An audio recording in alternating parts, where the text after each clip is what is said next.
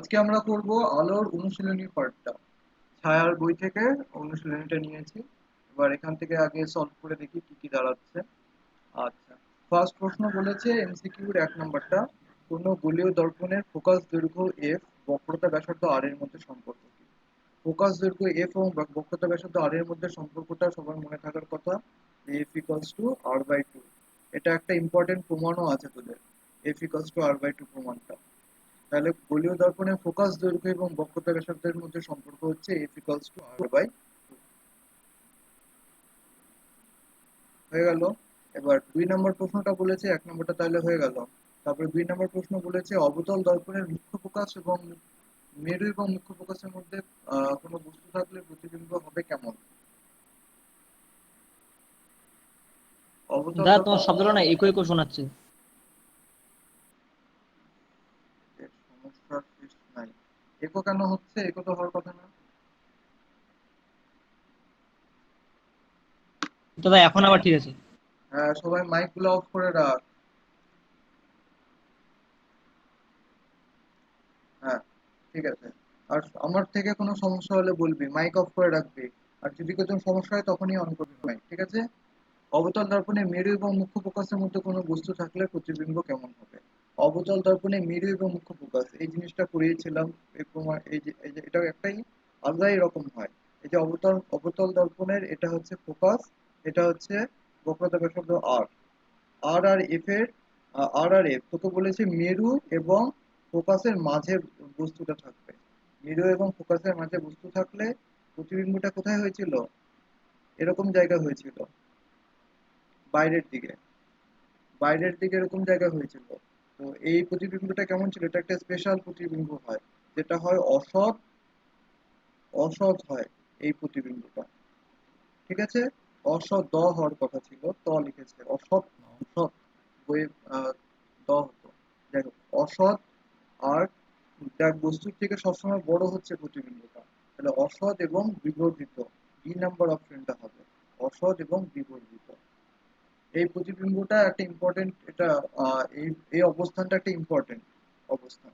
এইভাবে তোর দাঁতের চিকিৎসার সময় অবতল দর্পণটা ব্যবহার করা হয়। অবতল দর্পণটা দাঁতের চিকিৎসায় দাঁতের খুব কাছে নিয়ে গেলে দাঁতটাকে এরকম করে বড় দেখায়, ঠিক আছে? এই ব্যবহারটা এইভাবে করা হয়। এটা একটা ইম্পর্টেন্ট, মাথায় রাখতে হবে।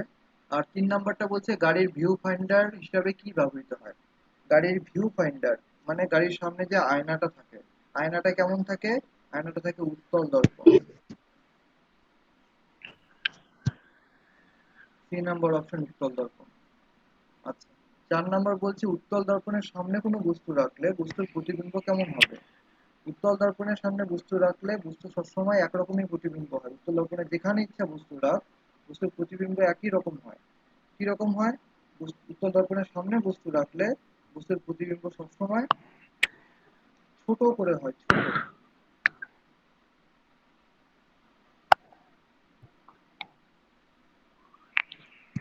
দাদা এই নম্বরটা, হ্যাঁ,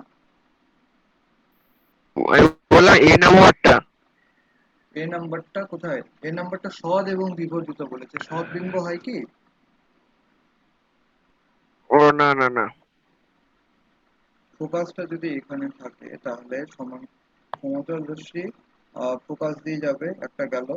আর একটা হচ্ছে বক্রতা কেন্দ্রগামী রশ্মি বক্রতা কেন্দ্র দিয়ে যায়। তাহলে এটা হয় অসৎ। আয়নার মতো দেখায় না? আয়নার মতো ওই যে গাড়ির ভিউ ফাইন্ডারে ছবিগুলা কি পর্দায় ফেলা যায় না ধরা যায়? কিছুই করা যায় না। ভিউ ফাইন্ডারে আয়নার মতো করে দেখায় ভিতর দিকে ছবিগুলো। সেই জন্য এটা হবে অসৎ, যাকে পর্দায় ফেলা যায় না। এবং ছোট ছোট হয়, উত্তল দর্পণে সবসময় ছোট ছোট প্রতিবিম্ব তৈরি হয়। তাহলে এখানে হবে অসৎ এবং খর্বাকার, 2 নম্বর অপশনটা। অসৎ এবং খর্বাকার। খর্বাকার মানে আকারে ছোট। তাহলে উত্তল দর্পণের সামনে কোনো বস্তু রাখলে বস্তুর প্রতিবিম্ব হয় অসৎ এবং ছোট। উত্তল দর্পণের সব প্রতিবিম্ব একই রকম হয়, অসৎ এবং ছোট। অবতল দর্পণের যে প্রশ্নটা আছে এটা কিন্তু খুব ইম্পর্টেন্ট একটা জিনিস, যেটা হচ্ছে অবতল দর্পণের কাছে আনলে বস্তুকে বড় দেখায় এবং অসৎ বিম্ব তৈরি হয়। গাড়ির ভিউ পয়েন্টারে উত্তল দর্পণ ইউজ করা হয়। এই প্রশ্নগুলো ইম্পর্টেন্ট। আচ্ছা, 4 নম্বরটা হলো। 5 নম্বরটা কি বলছে? বায়ু থেকে কোনো স্বচ্ছ তরলে আলোর প্রতিসরণের আপতন কোণ 60 ডিগ্রি। প্রতিসরণ কোণ 45 ডিগ্রি হলে চ্যুতি কোণ কত? বায়ু থেকে কোনো স্বচ্ছ তরলে আলোক রশ্মির আপতন কোণ হচ্ছে 60 ডিগ্রি, প্রতিসরণ কোণ 45 ডিগ্রি হলে চ্যুতি কোণ কত? চ্যুতি কোণ কাকে বলা হয়? যতটা আলো সরে গেছে। তাহলে আপতিত আলো হচ্ছে, এই মনে কর তোর এটা গেল তোর কি বলে এটাকে, দুটি তল, এখানে হচ্ছে বায়ু আর এখানে হচ্ছে ঘনমাধ্যম, ঠিক আছে? এখানে 60 ডিগ্রি অ্যাঙ্গেলে পড়লো, এটা হচ্ছে 60 ডিগ্রি, আপতন কোণ 60 ডিগ্রি, 60 ডিগ্রি অ্যাঙ্গেলে পড়লে তোর 45 ডিগ্রি অ্যাঙ্গেলে প্রতিসরিত হলো। তাহলে তোর চ্যুতি কোণটা কত বলেছে? তাহলে আলোটা এরকম করে যাওয়ার কথা ছিল, আলোটা তাহলে কতটা বেঁকে গেছে? যতটুকু বেঁকে গেছে তাকেই বলা হয় চ্যুতি কোণ। তাহলে 45 এতটুক, আর এই গোটাটা হচ্ছে 60।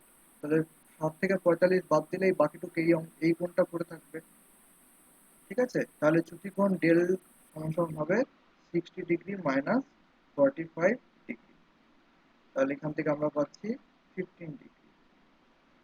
বুঝতে পারলি? তাহলে 60 ডিগ্রি আপতিত রশ্মি হলে সেটা 60 ডিগ্রি বেরোতে পারতো, যদি না কোনো মাধ্যমের পরিবর্তন হতো। যেহেতু লঘু থেকে ঘন মাধ্যমে প্রবেশ করলো, তাই আলোটা কি হলো, অভিলম্বের কাছে সরে আসলো।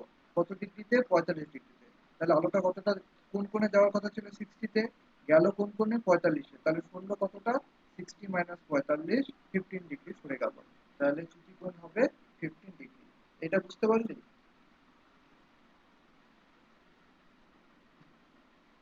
হ্যাঁ। যেভাবে যাওয়ার কথা ছিল থেকে যতটুকু সরে গেল তাকে বলা হয় বিচ্যুতি বা চ্যুতি কোণ। তাহলে এখানে কত ডিগ্রি হবে? 15 ডিগ্রি, ঠিক আছে? একটা কোশ্চেন করবো। বল। এই বিবর্ধিত আর খর্বাকা এই ব্যাপারটা কি? বিবর্ধিত মানে আকারে বড়, খর্বাকার মানে আকারে ছোট।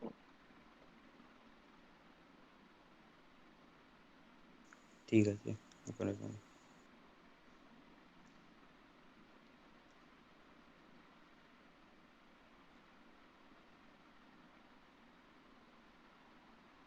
আলোর প্রতিসরণের ক্ষেত্রে কিটা অপরিবর্তিত থাকে? আলোর কম্পাঙ্ক অপরিবর্তিত থাকে। 3 নাম্বার অপশন, আলোর কম্পাঙ্ক, ঠিক আছে?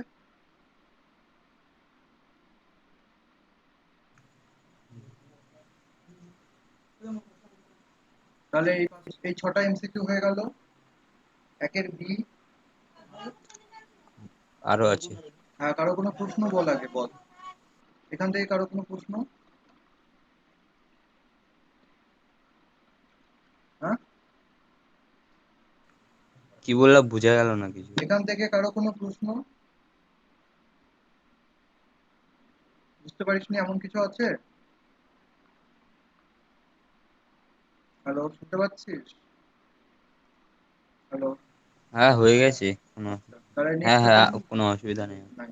তাহলে নেক্সট এটাতে চললাম।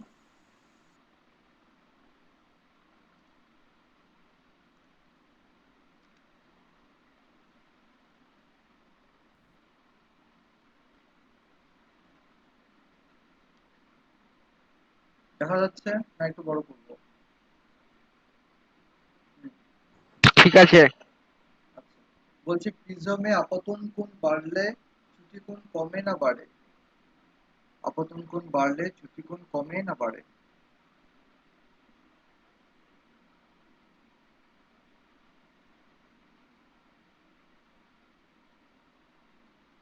পারবি কেউ? এদিকে তাকা, গ্রাফটা থেকে এটা উত্তরটা কর। গ্রাফটা কেমন ছিল? এই ছিল, এটা হচ্ছে তোর আই মানে আপতন কোণ এদিকে, আর এদিকে হচ্ছে চ্যুতি কোণ ডেল, ঠিক আছে? গ্রাফটা এরকম ছিল না, ঝাঁটা কাঠি দিয়ে আঁকায় বলেছিলাম, এরকম ইউ আকৃতির গ্রাফটা ছিল, ঠিক আছে? এবারে দেখ, আইটা এখান থেকে এদিকে যত যাচ্ছে আস্তে আস্তে চ্যুতি কোণটা কমতে কমতে এইখানে গিয়ে সবচেয়ে কমলো। তাহলে এখান থেকে আস্তে আস্তে কমছে, ঠিক আছে? এই যে এখান থেকে আস্তে আস্তে কমছে, শুরুতে শুরুতে কমতে কমতে তারপরে এই মানটার পর থেকে আইটা বাড়ালে চ্যুতি কোণটা আস্তে আস্তে বাড়তিছে, উপরের দিকে যাচ্ছে, আর এখানে আস্তে আস্তে নিচের দিকে যাচ্ছিল। তাহলে ফার্স্টের দিকে হলো কমছে, পরে বাড়ছে। তাহলে আপতন কোণ বাড়তে থাকলে চ্যুতি কোণটা কি হচ্ছে, শুরুতে কমে পরে আবার বাড়তে থাকে। তাহলে বি নাম্বার অপশনটা হবে প্রথমে কি হয়, কমে, পরে বাড়তে থাকে। ঠিক আছে, গ্রাফটা এরকম ছিল, ইউ আকৃতির গ্রাফ ছিল, ডেল এবং আই এর মধ্যে গ্রাফটা। তাহলে প্রথমে কমছে, পরে বাড়ছে। প্রিজমের মধ্যে দিয়ে সাদা আলোর প্রতিসরণের ক্ষেত্রে যে বর্ণের বিচ্যুতি সর্বাধিক হয় সেটি কি? প্রিজমের মধ্যে দিয়ে সাদা আলোর প্রতিসরণের সময় কোন বর্ণের আলো সবচেয়ে বেশি বিচ্যুতি হয়? সাদা আলোটা ঢুকলো, তারপরে কোন আলোটা সবচেয়ে বেশি ছড়ায় যায়, এই আলোটা কোনটা যেটা সবচেয়ে বেশি বেঁকে যায়? কবির বলতো কোন আলোটা সবচেয়ে বেশি বেঁকে গেছিল? প্রিজমের মধ্যে দিয়ে যখন আলো প্রবেশ করে, আলো ঢুকে বাইরে গেল, তাহলে তখন কোন আলোটা সবচেয়ে বেশি ছড়িয়ে যায়? সবচেয়ে বেশি ছড়িয়ে যায় বেগুনিটা। বেগুনিটা। লালটা হচ্ছে ছড়ায় কম। হ্যাঁ, লালটার বিচ্যুতি কম হয়, হ্যাঁ, আর ওটার তো বেগুনিটার বিচ্যুতি বেশি হয়। তাহলে সি নাম্বার অপশন হবে। হয়ে গেল এমসিকিউ পার্ট। এরপরে কোনটা? হুম ও হ্যাঁ, এরপরে এই দিক দিয়ে শর্ট কোশ্চেন গুলো। অবতল দর্পণের প্রধান অক্ষের সমান্তরাল রশ্মি কি রূপে প্রতিফলিত হয়?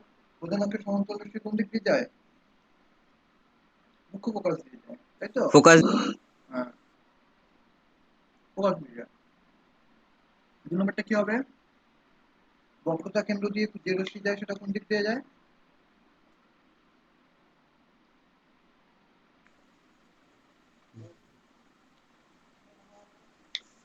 বক্রতা কেন্দ্রগামী রশ্মি। 2 নম্বর নিয়মটা মনে নাই কারো?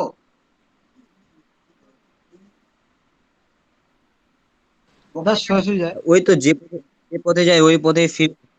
হুম, যে পথে গেছিল ওই পথেই ফিরে আসে, তাই তো? কোনো দিক পরিবর্তন হয় না। হুম দর্পণের ক্ষেত্রে বলেছে, তাহলে যে পথে গেছিল ওই পথে ফিরে আসবে। ঠিক আছে, হুম এবার বলছে অবতল দর্পণের সামনে কোথায় বস্তু রাখলে বস্তু অসৎ বিম্ব তৈরি হয়? ফার্স্টের এমসিকিউটাতেই করলি, ফার্স্টে না সেকেন্ডের এমসিকিউটা জানো, যে অবতল দর্পণের আহ কোথায় রাখছি যেখানে অসৎ বিম্ব তৈরি হয়েছিল? অবতল দর্পণে কোথায় রেখে অসৎ বিম্ব তৈরি হয়েছিল? মেরু এবং মুখ্য ফোকাসের মাঝে। হ্যাঁ, মাঝে। হ্যাঁ, হয়ে গেল।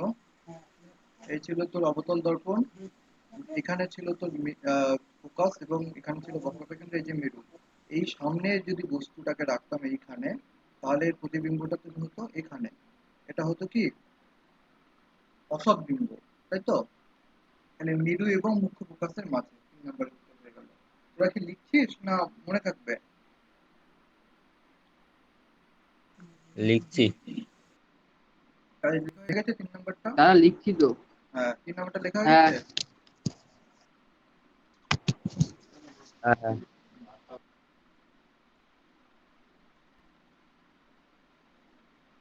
এবার স্ট্রিট ল্যাম্পের আলোটা, স্ট্রিট ল্যাম্পে কোন ধরনের দর্পণ ব্যবহার করা হয়?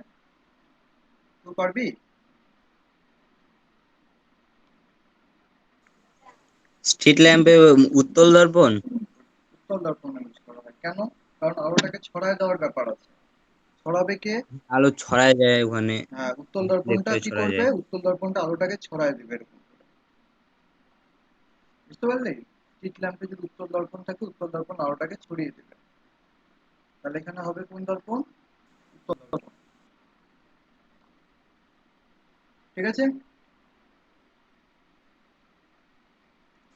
হ্যাঁ।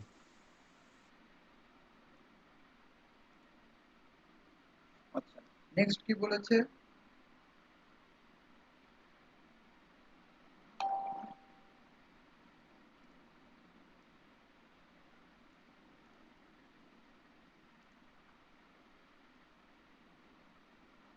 আচ্ছা, ঠিক আছে। এবার নেক্সট কি বলেছে দেখ। আহ, লাল এবং নীল আলোর জন্য কোন কোন লাল এবং নীল আলোর জন্য কোন মাধ্যমের প্রতিসরণ, কোন মাধ্যমের প্রতিসরাঙ্ক মিউ আর আর মিউ বি হলে কোনটার মান বেশি? এটা প্রমাণ করাছিলাম।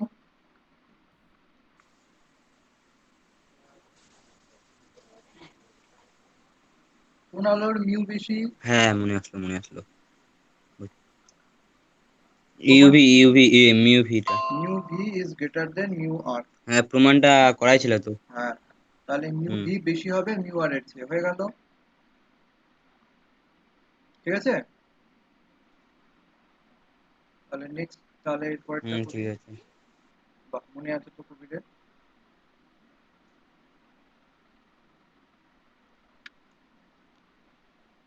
হয়ে গেল আবার।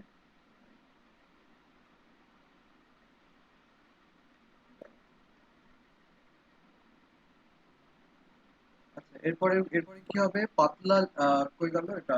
প্রিজমের ভূমির সমান্তরালে আপতিত রশ্মি প্রতিসরণের পর ভূমির দিকে না প্রান্তের দিকে বাঁকে? ভূমির সমান্তরালে আলো পড়ছে। এই যে ছবিটা বোঝ, এই যে প্রিজম তোর, ঠিক আছে।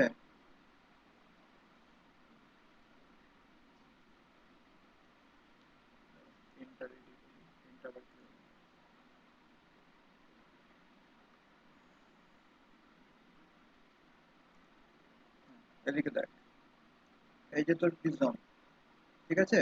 প্রিজমে এই যেটা ভূমি, নিচেরটা ভূমি, আর ভূমির সমান্তরালে আলো আসবে, তাহলে আলোটা কোন দিকে বাঁকবে? তাহলে কি করে বুঝবি? তাহলে তোকে শুরুতে একটা তোকে অভিলম্ব আঁকাতে হবে এখানে। অভিলম্ব থেকে অভিলম্বের কি হয়, কাছে চলে আসে, তাহলে আলোটা এভাবে চলে যাবে। অভিলম্বের কাছে চলে আসে, তাহলে আলোটা এইভাবে যাবে। তাহলে কোন দিকে বেঁকে যাচ্ছে? ভূমির দিকে না প্রান্তের দিকে বাঁকছে বল? আলোটা ভূমির দিকে বেঁকে যাচ্ছে। ভূমির সমান্তরালে আলো ঢুকলে, ভূমির সমান্তরালে আলো ঢুকলে বলেছে সমান্তরালে, ভূমির সমান্তরালে আপতিত আলো প্রতিসরণের পর কোন দিকে বেঁকে যায়? তাহলে এখানে যদি একটা আমরা অভিলম্ব ভাবি, তাহলে অভিলম্ব ভাবলে আলোটা কোন দিকে বাঁকবে? এই দিকে বাঁকবে। তাহলে এটা হচ্ছে ভূমির দিকে বেঁকে যাচ্ছে, ঠিক আছে।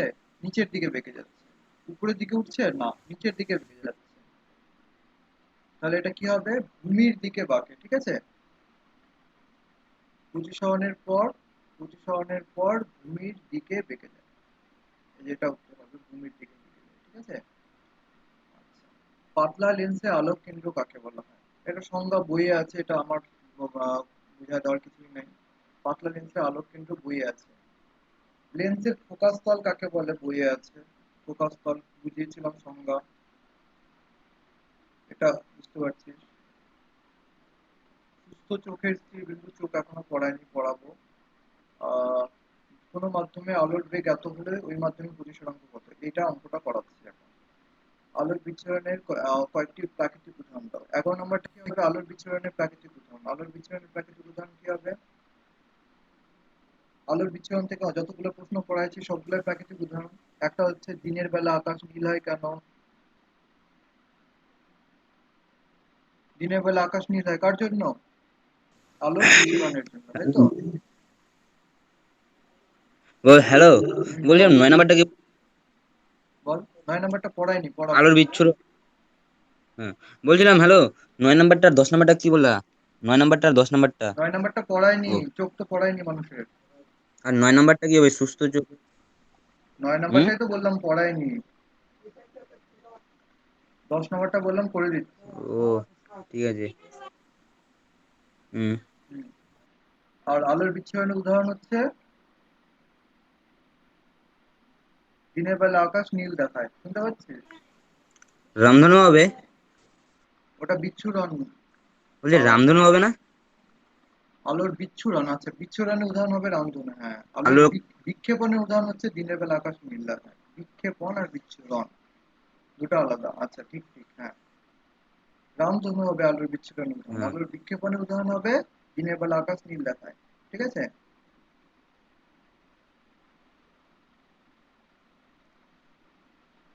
আচ্ছা, তাহলে কোনটা 12 নম্বর প্রশ্নটাও পড়ায়নি, আকাশটা হ্যাঁ, মানুষের হুম, চোখের মধ্যে পড়বে, তাহলে 9 আর 12 বাকি থাকলো, যখন পড়াবো তখন ওটা হয়ে যাবে।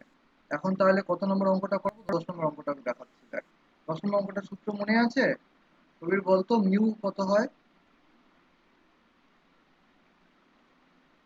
মিউ ইকুয়ালস টু কোনটা বাই কোনটা? এটা সূত্র লিখেছিল না, mu equals to P mu Y by. Equals to, হে মা ভুলে গেছি। Mu equals to C by হ্যাঁ কি লিখেছিলাম? Sine sine I by sine R হ্যাঁ, sine I by sine R হচ্ছে এরকম। কোণ দিয়ে, ও বেগ হ্যাঁ দিয়ে হ্যাঁ হচ্ছে, হ্যাঁ, বেগ সি দিয়ে বাই হচ্ছে ভি। সি বাই ভি, যেখানে সি হচ্ছে হ্যাঁ আলোর বেগ। সি আলোর বেগ কত হয়? ও আলোর বেগ হচ্ছে 3 ইন্টু 10⁸8 মিটার পার ভি সেকেন্ড। আর আর সি মানে আলোর বেগ। হ্যাঁ, নর্মাল কি বলে বায়ু মাধ্যমে আলোর বেগ বা শূন্য মাধ্যমে আলোর বেগ 3 ইন্টু 10⁸8 মিটার পার সেকেন্ড।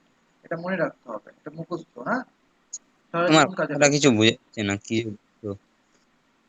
কথা বোঝা যাচ্ছে না? কাটে কাটে আসে আমার। হ্যালো, এবার শুনতে পাচ্ছিস? হ্যাঁ এবার এবার শোনা যাচ্ছে আবার। হ্যাঁ, সি এর মান হচ্ছে 3 ইন্টু 10⁸8 মিটার পার সেকেন্ড। এটা মনে রাখতে হবে তোকে, কিন্তু মুখস্থ রাখতে হবে। হুম। ঠিক আছে? তাহলে 3 ইন্টু 10⁸8 মিটার পার সেকেন্ড, এটা মুখস্থ রাখবি। আর ভি এর মানটা এখানে কি বলেছে, কোনো মাধ্যমে আলোর বেগ বলেছে, ভি সমান সমান বলে দিচ্ছে 2 ইন্টু 10⁸8 মিটার পার সেকেন্ড। তাহলে এখান থেকে মিউ এর মানটা বেরিয়ে যাবে, মিউ হচ্ছে সি বাই ভি। সি মানে হচ্ছে 3 ইন্টু 10⁸8 আর ভি হচ্ছে 2 ইন্টু 10⁸8 সি বাই ভি। তাহলে 10⁸8 10⁸8 কেটে গেল, সি বাই 2 মানে হচ্ছে, সি বাই 2 মানে হচ্ছে 1.5 1.5। তাহলে মিউ এর মান কত আসলো?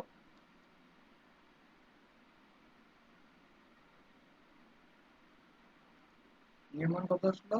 1.5। শুনতে পাচ্ছিস?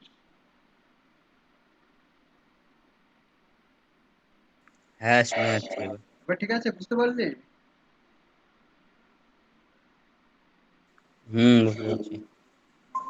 সি বাই ভি, সিটাকে উপরে ভিটাকে নিচে রেখে কাটাকাটি করে দিলাম, কে জয়েন হচ্ছে বেরোচ্ছে রে,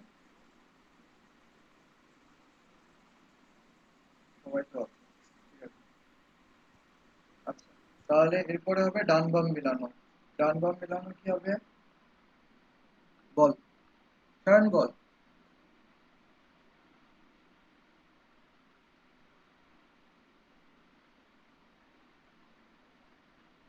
গৌরব বল।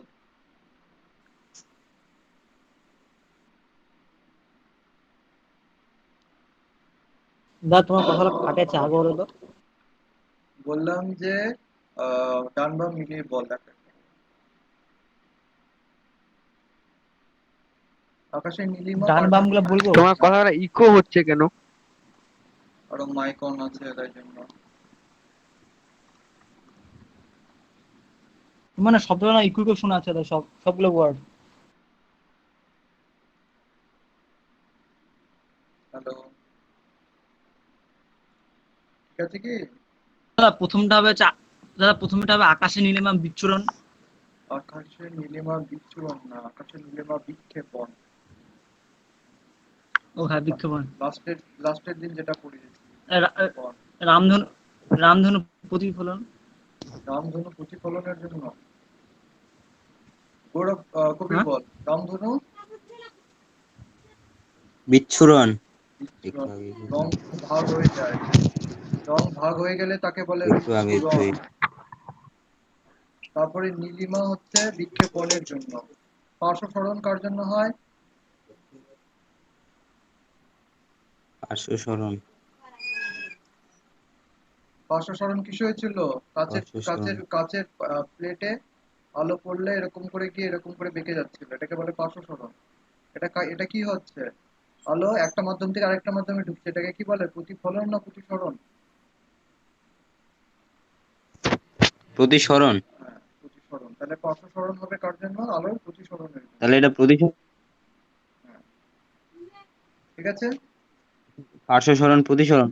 হ্যাঁ, আর তাহলে দাঁড়াও লিখে দর্পণের দিচ্ছি, প্রতিবিম্ব গঠন, তাহলে এটা হবে প্রতিফলন। এটা প্রতিফলন এই তো আছে। হুম, ঠিক আছে। তাহলে একের হচ্ছে ডি, বিক- দুইয়ের হচ্ছে সি, তিনের হচ্ছে এ, চারের হচ্ছে বি। ঠিক আছে। দাদা সত্যি বলতে তোমার প্রত্যেকটা শব্দে ইকো শোনা যাচ্ছে, দাদা কিছু ঠিক করে শোনা যাচ্ছে না।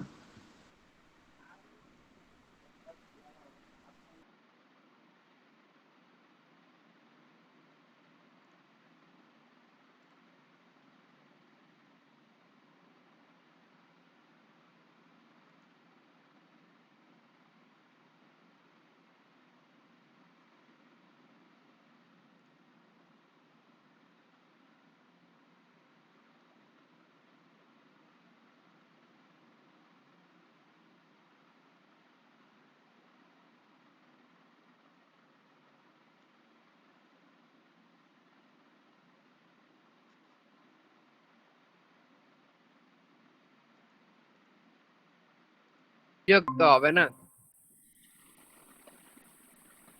হ্যালো, এখন শুনতে পাচ্ছিস ঠিকঠাক? হ্যাঁ হ্যাঁ শোনা যাচ্ছে। একো হচ্ছে?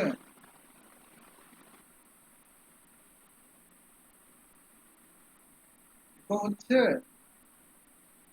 দা কিছু দেখা যাচ্ছে না। দেখা যাক না, এখন একো হচ্ছে কিনা বল।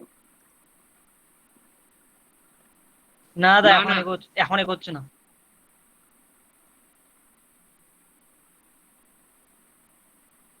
এবার এদিকে দেখ।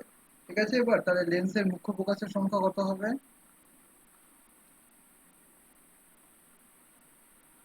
একটা লেন্সে কটা মুখ্য ফোকাস হয়? দু মুখ্য ফোকাস দুটা। দুটো, দুই পাশে দুটো। এই মুখ্য ফোকাস কটা হয়, একটা না দুটো?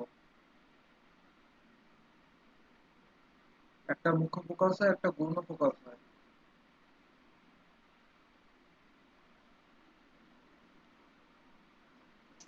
মুখ্য ফোকাস তাহলে কি? মুখ্য ফোকাস কোনটাকে বলে বল? ওই তো মেরু, হ্যাঁ কি বলে মুখ্য ফোকাস কাকে বলে, সংজ্ঞাটাই তো মনে নেই। আচ্ছা, কোন একটা গোলীয় দর্পণের, বল। কে জান মনে নাই সংজ্ঞাটা, আমার ছবিটা মনে আছে তো, মেরুর পাশে এটা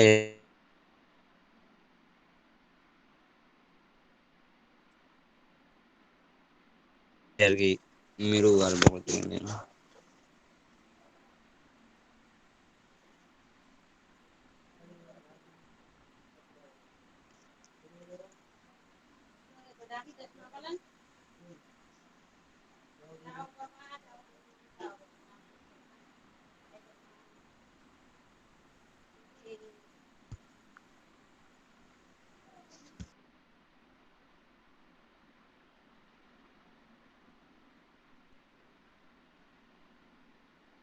আচ্ছা, এক সেকেন্ড দাঁড়া তাহলে।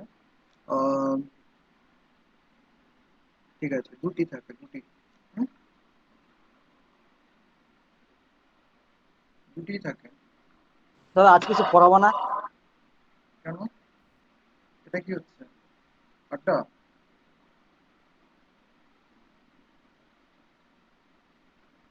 এখন কি হচ্ছে তাহলে? সব পারবি নিজে নিজে অনুশীলনীটা? মানে অঙ্কুর, হ্যাঁ, করাবো তো। না দাদা অঙ্ক গুলো। হ্যাঁ, কোন অঙ্কটা করবো?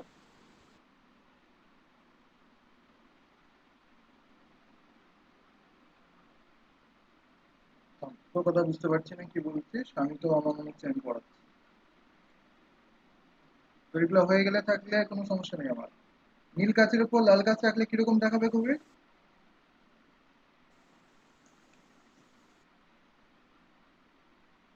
নীল কাচের উপর লাল কাচ থাকলে কেমন লাগবে? ভালো। ভালো। ঠিক আছে। দিনের বেলা চাঁদের আকাশের রং কেমন? দাদা শুনে গেল না ঠিক দাদা, নীল কাছে লাল কাছে থাকলে কি রং হবে? দেখ, লিখেছি কালো হবে। নীল কাচের সঙ্গে লাল কাচ রাখলে দাদা লেখা নাই তো। ও ও হ্যাঁ। কালো। হ্যাঁ দাদা আছে আছে। দিনের বেলা হ্যাঁ দাদা আছে লেখা। চাঁদের আকাশের রং কি হবে? এটাও কালো। দিনের বেলা চাঁদে কি রং দেখায়? চাঁদের আকাশের রং। সাদা না? চাঁদের আকাশ। ও চাঁদ থেকে, চাঁদের আকাশ কালো। হ্যাঁ, চাঁদ থেকে আকাশ সবসময় কালো ও দেখায়। চাঁদ, আচ্ছা আচ্ছা কালো, দাঁড়াও, কালো, বুঝছে? ঠিক আছে। তারপরে হুম। হচ্ছে ক্যামেরার অভিলক্ষ্য হিসাবে ড্যাশ লেন্স ব্যবহার করা হয়, এখানে উত্তর লেন্স হবে।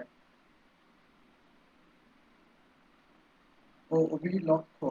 আচ্ছা, ক্যামেরা যখন পড়াবো তখন, ক্যামেরাটা তো পড়াইনি এখন, তাহলে বাদ থাকে এটা, হ্যাঁ।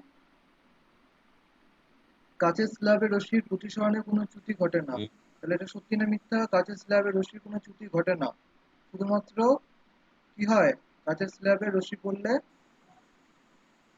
অপসরণ ঘটে। সত্যি ঘটে? চ্যুতি ঘটে না। সত্যি মনে হয় ঘটে তো। কাচের ঘটে না? স্ল্যাবে চ্যুতি, এরকম করে আলো পড়লো, আলোটা এইভাবে পড়ে আবার সমান্তরালেই তো বেরোলো, তাহলে যে অ্যাঙ্গেলে ঢুকলো সেই অ্যাঙ্গেলেই তো বেরোলো, তাহলে চ্যুতি কোথায় হলো? মনে কর 60 ডিগ্রিতে ঢুকলো, বেরোনোর সময় 60 ডিগ্রিতে বেরোয়, চ্যুতি হয় না, শুধু পার্শ্ব সরণ ঘটে। বলেছিলাম এটা, কাঁচের স্ল্যাবে আলোর পার্শ্ব সরণ ঘটে, চ্যুতি হয় না। কাঁচের স্ল্যাবে আলোর পার্শ্ব সরণ ঘটে, ঠিক আছে? তাহলে এটা হবে সত্য, কাঁচের স্ল্যাবে রশ্মির প্রতিসরণে কোনো ত্রুটি হয় না, এটা হবে সত্য। তারপরে লম্ব অপতনের ক্ষেত্রে স্নেলের সূত্রটি প্রযোজ্য নয়। লম্ব অপতন বলতে এইভাবে আছে, আলো এইভাবে পড়লো, আলো লম্বভাবে পড়লো একেবারে, তাহলে আলো কিভাবে ঢুকবে? লম্বভাবেই ঢুকবে।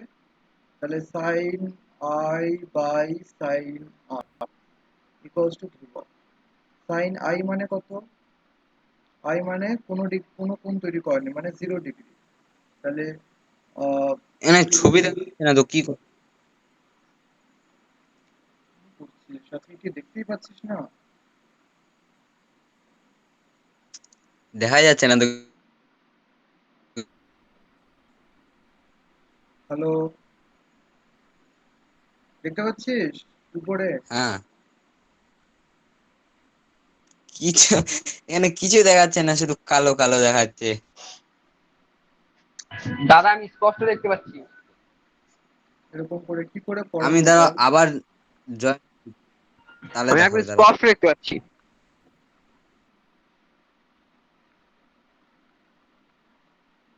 তাহলে সাইন আই মান কত আসলো? 0 ডিগ্রি। 0 ডিগ্রিতে সাইন আইটা হয়ে গেল 0, তাহলে সাইন আটটা কত আসবে? সাইন আটটা আসবে নিউর, যেহেতু একটা কোনো মান আছে নির্দিষ্ট, তাই সাইন আটটা আসবে 0 ডিগ্রি। তাহলে এখানে স্নেলের সূত্র প্রযোজ্য হচ্ছে লম্ব সূত্রের ক্ষেত্রে, তাহলে এটা হবে মিথ্যা, এটা হবে মিথ্যা, ঠিক আছে? লম্ব আপতনের ক্ষেত্রে স্নেলের সূত্রটি প্রযোজ্য, লম্ব আপতনের ক্ষেত্রে আই এর মানটা হয়ে গেল 0, ওই জন্য আর এর মানটা হবে 0। মিউ ইন্টু আর, মিউ ইন্টু সাইন আর হচ্ছে 0, তাহলে মিউ তো 0 না, তাহলে সাইন আর 0 হতেই হবে। আচ্ছা, বায়ু মাধ্যমে অবতল লেন্সে হলো অপসারী লেন্স। অবতল লেন্স বলতে এরকম, অবতল লেন্সে আলো পড়লে আলোটা কি হয়? চারদিকে ছড়িয়ে যায়, তাহলে এটা হচ্ছে ছড়িয়ে যাওয়াটাকে বলা হয় অপসারী লেন্স, তাহলে এটা হবে সত্য। অপসারী লেন্স ঠিকই বলেছে, এটা হবে তাহলে সত্য, ঠিক আছে? আচ্ছা, প্রিজম বর্ণ সৃষ্টি করে না। প্রিজম বর্ণ সৃষ্টি করে না কে বলেছে? প্রিজমে যদি প্রিজমে, প্রিজম বর্ণ সৃষ্টি করে না, এটাকে কিভাবে নিব? প্রিজম বর্ণ সৃষ্টি করে না, এটা যেমন একদিক দিয়ে ঠিক একদিক দিয়ে ভুল। প্রিজমে যদি বহু বর্ণের আলো পড়ে তাহলে সেটা বর্ণ, নতুন নতুন বর্ণ মানে উপাদান বর্ণে ভাগ হয়ে যায়, কিন্তু উপাদান বর্ণগুলো প্রিজম সৃষ্টি করেনি, ওই সাদা রংটার মধ্যে উপাদান বর্ণগুলো ছিল। এটা মানেটা ক্লিয়ার না, এটা আমি পরে বুঝাচ্ছি, তাহলে দেখি এটার মানেটা কি বলতে চাইছে। প্রিজম বর্ণ সৃষ্টি করে না যদি বোঝায় যে আহ, এই যে নতুন যে 7টা রং তৈরি হলো এই বেনিয়ার সহকলায়, 7টা রং তো প্রিজম তৈরি করেনি, এটা হচ্ছে সাদা রঙের মধ্যেই 7টা রং ছিল, সে হচ্ছে ভাগ করে জাস্ট দেখিয়েছে। এই দিক থেকে প্রিজম বর্ণ সৃষ্টি করে না। আর তুই যদি বলিস যে সাদা রংটা পড়লো অন্যান্য রং তৈরি হলো, তাহলে প্রিজম বর্ণটাকে আলাদা করে দিতে পারে। যাই হোক, এটা একটা ডিবেটিং হলো, এটা আমি পরে দেখে বলছি। আর 2 নম্বর প্রশ্নগুলো কি বলছে? বক্রতা কেন্দ্র প্রধান অক্ষ কাকে বলে সংজ্ঞা জানবি, উপাত্ত রশ্মি কাকে বলে সংজ্ঞা বইয়ে আছে, মুখ্য ফোকাস ফোকাস দূরত্ব বইয়ে আছে, অবতল দর্পণ একটি ব্যবহার, উত্তল দর্পণ একটি ব্যবহার। জানিস অবতল দর্পণের ব্যবহার হচ্ছে দাঁত, দাঁতের চিকিৎসার সময় অবতল দর্পণ ব্যবহার করা হয়। উত্তল দর্পণ ব্যবহার করা হয় তো কি বলে স্ট্রিট ল্যাম্পে। তারপরে উত্তল দর্পণ ব্যবহার করা হয় গাড়ির লুকিং মিররে। অবতল দর্পণ ব্যবহার করা হয় না চশমা হবে না চশমায়। চশমায়, দর্পণ না, লেন্স ব্যবহার করা হয়। চশমায় আয়না বসায় না, লেন্স বসায়। দর্পণ মানে আয়না। সরি সরি ভুলে গেছিলাম। হ্যাঁ। অবতল দর্পণ ব্যবহার করে গাড়ি হেডলাইটে। আর দাঁতের চিকিৎসার সময় দাঁতের যে আয়নাটা দিয়ে দেখে ডাক্তাররা, ওটা হচ্ছে অবতল দর্পণ। আর উত্তল দর্পণ ব্যবহার করা হয় কোথায়? উত্তর দর্পণ ব্যবহার করা হয় স্ট্রিট ল্যাম্পে, তারপরে গাড়ির লুকিং মিররে। ঘন থেকে লঘু মাধ্যমে আলোর প্রতিসরণের আর রশ্মি চিত্রটা আঁকাতে বলছে। তাহলে আলোর কোথা থেকে কোথায় যাচ্ছে? এই হলো ঘন থেকে এবার লঘুতে যাবে। তাহলে ঘন থেকে যখন ঢুকবে, এই যে এদিক থেকে যখন আলো প্রবেশ করতেছে, ঘন থেকে আলো ঢুকছে, তাহলে আলোটা কি হবে? অভিলম্ব থেকে একটু দূরে সরে যাবে। তাহলে এটা হচ্ছে আপতন কোণ এখানে, এটা হচ্ছে প্রতিসরণ কোণ। এটা হচ্ছে বায়ু মানে হালকা মাধ্যম, আর এটা হচ্ছে কাঁচ মানে ঘন মাধ্যম। এটা ঘন, এটা লঘু। ঠিক আছে? ঘন থেকে লঘুতে যখন আলো যাবে তখন অভিলম্ব থেকে দূরে সরে যাবে। তাহলে আর এর মানটা বেশি হবে তখন। ঠিক আছে? তাহলে প্রিজমের ক্ষেত্রে আই আই ডেল্টা লেখচিত্র আঁকো। সেখানে আই এবং আপতন কোণ হলো চ্যুতিকোণ। আই আর ডেল্টা মানে আপতন কোণ এবং চ্যুতিকোণের রেখাচিত্র কেমন হয়? এই ইউর মতো। এখানে থাকে ডেল এই অ্যাক্সিসে, আর এই অ্যাক্সিসে থাকে আই আপতন। আপতন কোণ আই এই অ্যাক্সিসে থাকে, আর তারপরে তো ডেল থেকে ওয়াই অ্যাক্সিসে ডেল, আর ইউর মতো হয় গ্রাফটা। চোখ তো পড়ায়নি। অতিবেগুনি রশ্মি ব্যবহার এবং ক্ষতিকারক প্রভাব। ৯ নম্বরটা অতিবেগুনি রশ্মি ব্যবহার এবং ক্ষতিকারক প্রভাব হচ্ছে অতিবেগুনি রশ্মি ব্যবহার করা হয় কিসে? কিসে ব্যবহার করা হয় অতিবেগুনি রশ্মি? জীবাণু জীবাণু নাশ করতে ব্যবহার করা হয়। ঠিক আছে? ক্ষতিকারক প্রভাব হচ্ছে ত্বকের ক্যান্সার তৈরি করতে পারে। আলোর বিক্ষেপণ কাকে বলা হয়? সংজ্ঞা বইয়ে আছে। দিনের বেলা আকাশ নীল দেখায় কেন? প্রশ্ন করিয়ে দিয়েছে। সূর্যাস্ত এবং সূর্যোদয়ের সময় সূর্যকে লাল দেখায় কেন? এটাও ভালো করে পড়িয়ে দিয়েছি এবং সাতটায় খুব সুন্দর করে লেখা আছে। কোনো মাধ্যমে প্রতিসরাঙ্ক আলোর বেগের উপর নির্ভর করে। কোনো মাধ্যমের প্রতিসরাঙ্ক কি আলোর বেগের উপর নির্ভর করে?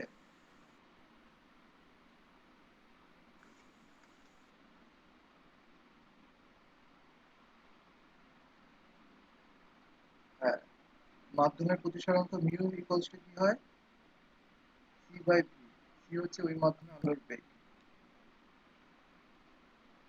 প্রতিসরাঙ্ক আলোর বেগের উপর নির্ভর করে কিনা? তাহলে সি হচ্ছে আলোর বেগ যে কোনো মাধ্যমে। তাহলে কোনো মাধ্যমে আলোর প্রতিসরাঙ্ক আলোর বেগের উপর নির্ভর করে কিনা? ওই মাধ্যমে আলোর বেগের উপর নির্ভর করে, শূন্য মাধ্যমে আলোর বেগের উপর নির্ভর করে না। গাড়ির হেডলাইটে কোন দর্পণ ব্যবহার করে? এটা সবাই জানি। গাড়ির হেডলাইটে কোন দর্পণ ব্যবহার করা হয়? এখনই বললাম,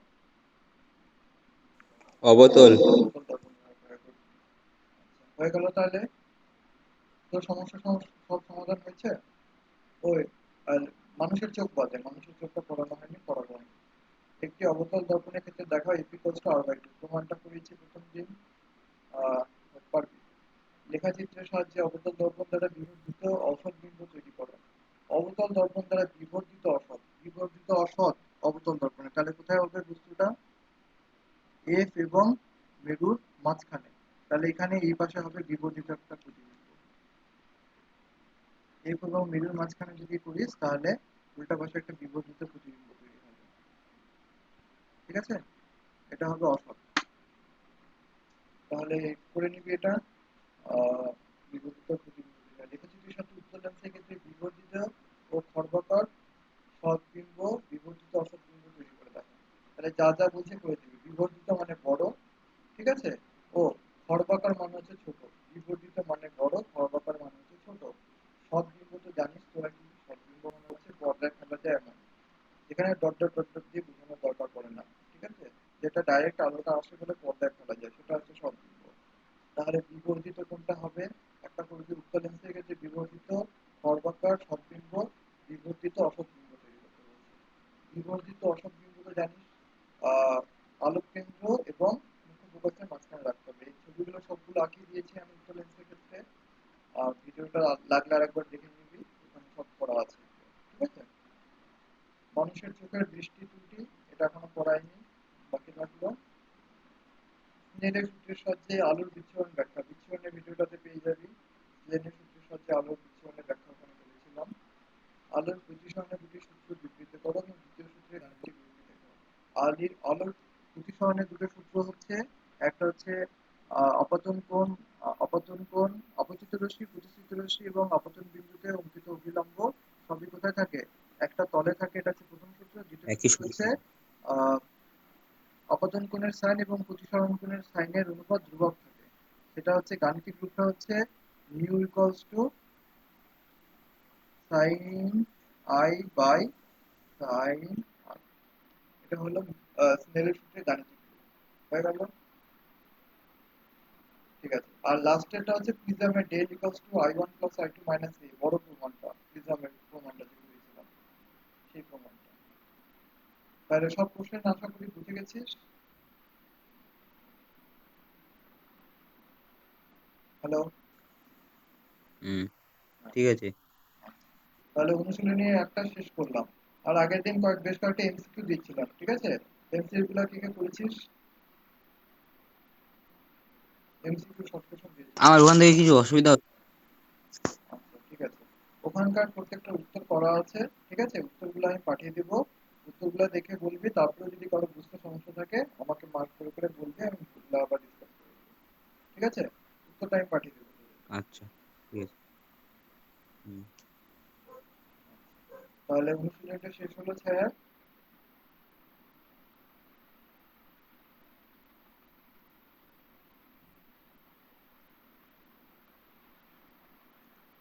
ওখানে অনেকগুলো শর্ট কোশ্চেন আছে, ওগুলো ডিসকাস শুরু করলে অনেকক্ষণ লেগে যাবে।